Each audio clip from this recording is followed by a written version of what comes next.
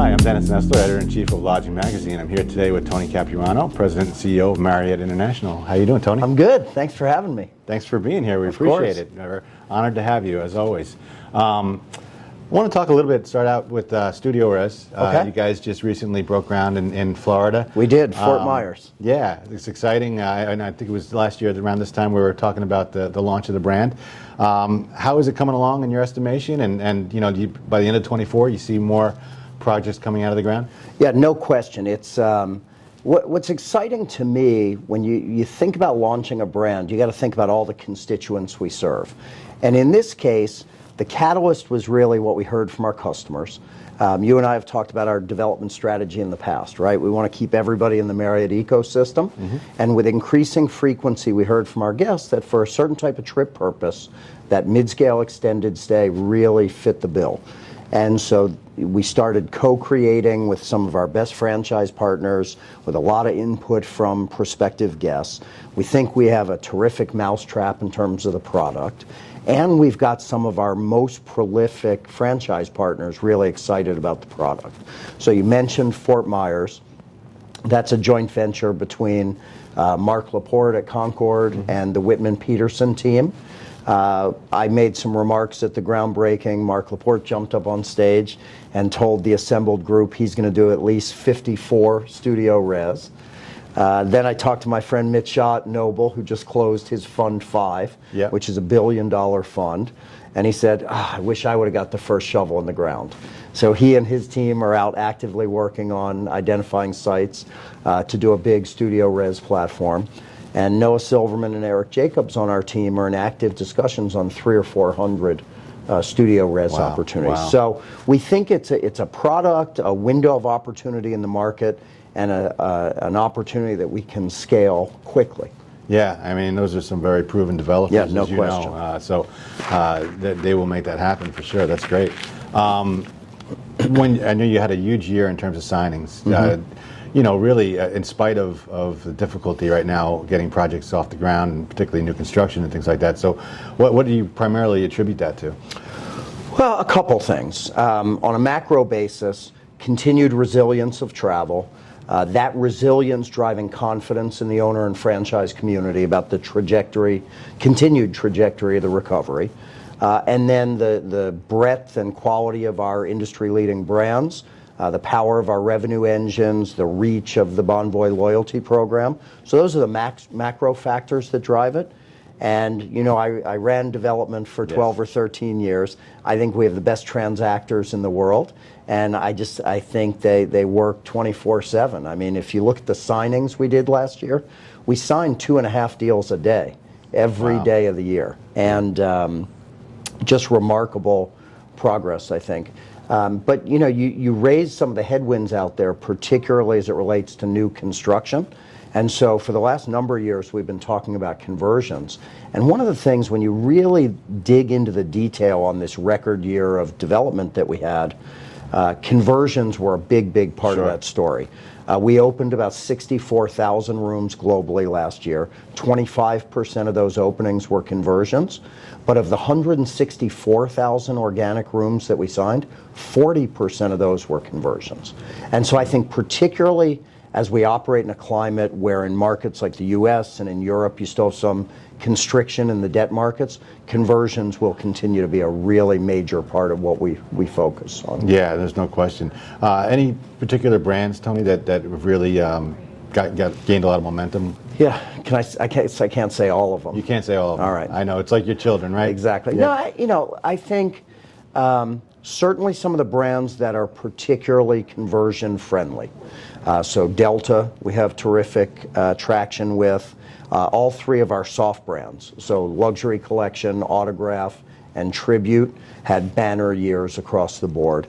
Not only because they're conversion friendly, but more and more of our partners, they really have a distinct point of view on what the hotel should look and feel like. And I think those soft brands give them the best of both worlds. Gives them a lot of latitude, not from a quality perspective, but from a look and feel and kind of character of the hotel, but with all the benefit of plugging into these industry-leading revenue engines and loyalty program.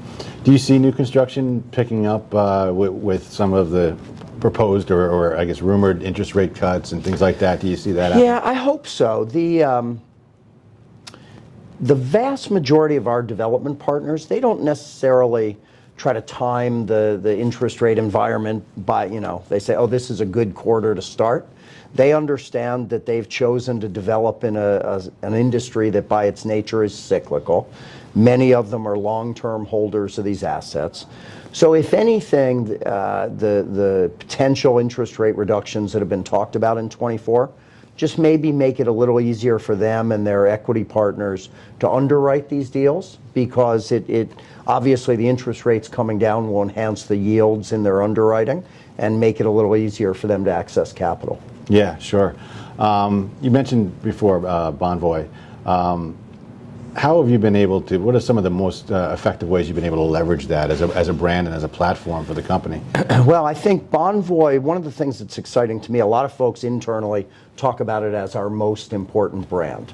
It's the platform that allows us to expose the traveling public to the breadth of our portfolio, both in terms of that wide range of brands that we offer, but also the breadth of our geographic footprint. I think we've done some really interesting things with partnerships. And maybe part of the catalyst for that, and some of the really important learnings for us in the early days of the pandemic, think about having a loyalty platform with nearly 200 million members and challenging your team to say, how do we stay connected with this rabid, loyal group of members who aren't traveling? All of a sudden they're locked down. Yeah. And so obviously our really strong credit card partnerships were invaluable in that period. Folks maybe forget it now, but early in the pandemic we launched our Bonvoy Uber partnership. And so even when some of those loyal members weren't traveling, every time they ordered Uber Eats, it was a reminder they were earning points for that trip they wanted to take when the world opened up again. And so we've continued to explore partnerships. Now that people are back on the road, particularly the leisure traveler, the opportunities that Bonvoy creates for those travelers to enjoy these once-in-a-lifetime experiences. We've got Super Bowl coming up here in a couple of weeks. We'll have the Courtyard Suite, and some lucky members will be spending the night there Saturday night, and then watching the game from there. You'll have Bonvoy members on the field celebrating with the winners. I was at the inaugural Formula One race in Las Vegas a couple months ago. We had dozens of Bonvoy members in the paddock and in the grandstand. We just announced in Asia a partnership with Taylor Swift for the Asian leg of her Eras tour. And so some of these once-in-a-lifetime experiences that Bonvoy gives those members access to, I think has been a really powerful enabler and has illustrated for our members the benefits of being a member in the program. It's not just about collecting and redeeming points. We want it to be a much deeper relationship with our members. Sure. You can never rest on your laurels in this industry, as you know, right?